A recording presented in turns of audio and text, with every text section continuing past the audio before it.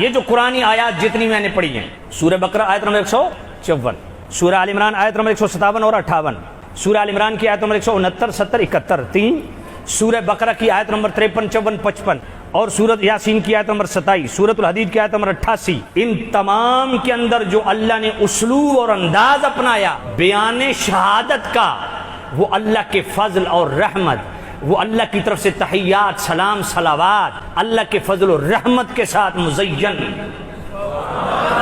بیان فرمائے، ہائے وائے کے ساتھ نہیں، واویلے کے ساتھ نہیں۔ اس لیے ان تمام آیات کا حقیقی مفہوم میرے سیدی اعلی حضرت نے سمجھایا۔ سنو سیدی اعلی حضرت امام اہل سنت امام رضا رحمۃ اللہ علیہ، فتاوی رضویہ شریف کی 24ویں جلد صفحہ 515، اعلی حضرت فرماتے ہیں ایک ہوتا ہے غم موجود، دوسرا ہوتا ہے غم معدوم۔ تازہ ترین آپ کو کوئی غم پہنچا جس سے آپ غمناک ہیں، افسردہ ہیں، اور غم معدوم جو گزرے زمانے میں ایسا واقعہ ہوا جس سے آپ غمگین ہوئے۔ اعلی حضرت فرماتے ہیں شرع شریف کا حکم یہ ہے کہ غم موجود پر بھی صبر کیا جائے اور غم موجود کو جھٹکا جائے، اپنے سے دور کیا جائے، نہ کہ غم معدوم کو بتکلف و زور تازہ کیا جائے۔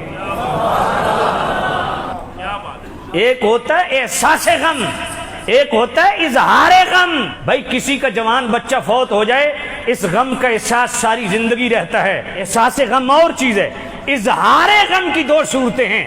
اگر جناب والا بلا ارادہ بلا قصد اگر غم کا اظہار ہوا تو یہ شریعت میں جائز ہے، اور قصدن ارادتن غم پروری اور غم آوری یہ شریعت میں ممنوع ہے۔ پھر آئیے فتاوی رضویہ شریف یہی 24ویں جلد صفحہ 487، اعلیٰ حضرت فرماتے ہیں وہ کون سا سنی ہے جس کو واقع کربلا کا غم نہیں، دل محزون اور آنکھ پرنم نہیں؟ فرمایا ہاں مصائب کے اندر صبر کا حکم ہے، اور جزا و فضا سے شریعت منع کرتی ہے۔ جزا و فضا کیا ہے؟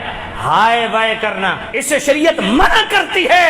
اور جھوٹا اظہار غم ریا ہے، اور قصدن ارادتن غم کا اظہار یہ خلاف رضا ہے۔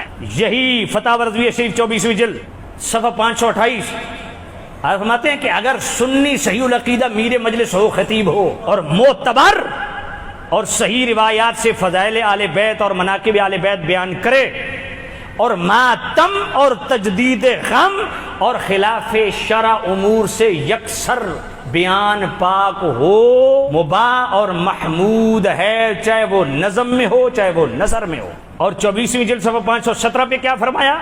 فمر اگر ذکر شہادت حسین روایات موضوعہ کلمات ممنوعہ و نیت نامشروعہ سے خالی ہو تو بیان کرنا ہے سعادت ہے۔ من گھڑت روایات نو، نیت بھی ٹھیک ہو اور کلمات ممنوعہ بھی نو، اجڑ گئے، برباد ہو گئے، لٹ گئے، نہ سرخرو ہوئے۔ من کو شہدائے کربلا لٹے نہیں، پٹے نہیں، برباد نہیں ہوئے، سرخرو ہوئے، سربراہ ہوئے۔ یا حسین یا حسین یا حسین، یہ ہے اہل سنت کی فکر۔ جن پر مصیبت آئی انہوں نے ہائے نہیں کی، انہوں نے ہائے وائے نہیں کی، انہوں نے واہ ویلا نہیں کیا، انہیں صبر کا حکم ہے۔ تو 1400 سال کے بعد کس ایکٹر کو یہ اجازت ہے کہ وہ آج ان کا نام لے کے ہائے وائے کرے؟ جن کے ساتھ ہوا انہی کو ہائے وائے کی اجازت نہیں۔ تو کون ہے؟ اس لیے ہم ہائے نہیں کرتے۔ یا حسین یا حسین۔ ایک اور بات کرنے لگا ہوں، ڈھونگی کہتا ہے یہ اعلیٰ حضرت کا فتویٰ پورا نہیں پڑھتے۔ میں نے کہا تو پڑھ کے سنا، قاضی فتاوی رضویہ شریف 24ویں جلد صفحہ 487۔ میں نے کہا ہے کیا؟ کہا وہ سنی، کون سا وہ سنی ہے جسے واقع کربلا کا غم نہیں، جس کا دل مخزون اور آنکھ پرنم نہیں؟ تو غم حسین منانا چاہیے۔ میں نے کہا اچھا اگلے لفظ کیا ہے؟ کہا قصدن ارادتن نہیں ہونا چاہیے۔ میں نے کہا ٹھیک، یہ تو اعلیٰ حضرت کا فتویٰ تو نے خود پڑھا، ہر محفل میں پڑھا۔ میں نے کہا ادھر سے حدیثیں بیان کرتے ہو کہ جناب جامع الترمذی میں یا مشکات میں حضرت سلمہ فرماتی ہے میں ام المومنین ام سلمہ کے پاس گئی تو ان کو روتے دیکھا۔ میں نے کہا اب رو کیوں نہیں؟ کہا میں نے خواب میں رسول اللہ کو دیکھا، رأیت رسول اللہ صلی اللہ علیہ وسلم یبکی فی المنام وعلی رأسی ولحیۃ التراب فقلت ما لک یا رسول اللہ قال شہدت قتل الحسین آنفا۔ حضرت ام سلمہ فرماتی ہے میں نے حضور کو خواب میں روتے دیکھا، حضور فرماتے میں ابھی حسین کی قتل گاہ سے ہو کے آ رہا ہوں۔ تو غم حسین منانا حضور کی سنت ہے۔ اس حدیث سے کیا ثابت کیا؟ غم حسین منانا۔ اور پھر تہذیب التہذیب مستدرک الصحیحین البدایہ والنہایہ کی روایت لائے کہ حضور رو رہے تھے، ام المؤمنین ام سلمہ آئیں، یا نبی اللہ رو کیوں رہے ہیں؟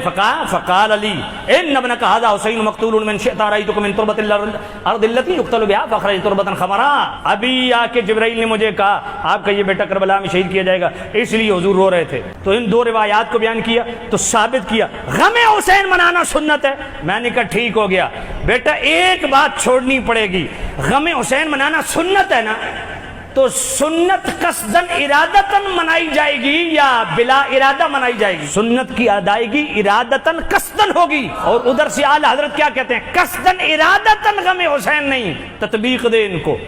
ادھر سے کہتا ہوں غم حسین منانا سنت، تو سنت بلا ارادہ بلا قصد نہیں ہوتی، ارادتن قصدن ثواب کی نیت سے ادا ہوتی ہے۔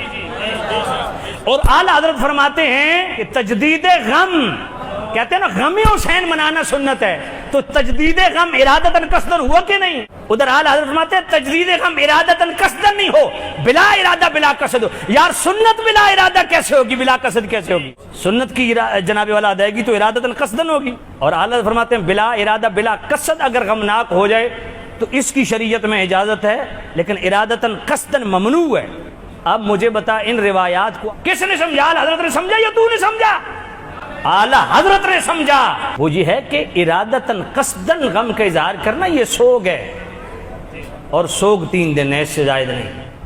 سورہ بقرہ کی آیت نمبر 154، سورہ آل عمران کی آیت نمبر 157-58، سورہ آل عمران کی آیت نمبر 169، 70، 71، سورۃ الحدید کی آیت نمبر 88، سورہ یاسین کی آیت نمبر 27، سورہ بقرہ کی آیت نمبر 53 سے لے کے 55، ان تمام آیات میں بیان شہادت کا قرآنی اسلوب کیا ہے، قرآنی انداز کیا ہے کہ شہید کی شہادت کو بیان کرنا ہے تو واویلے کے ساتھ نہیں، اللہ کے فضل کے ساتھ، اللہ کی رحمت کے ساتھ، غم کے ساتھ نہیں، یستبشرون خوشی کے ساتھ، فرحین کے ساتھ۔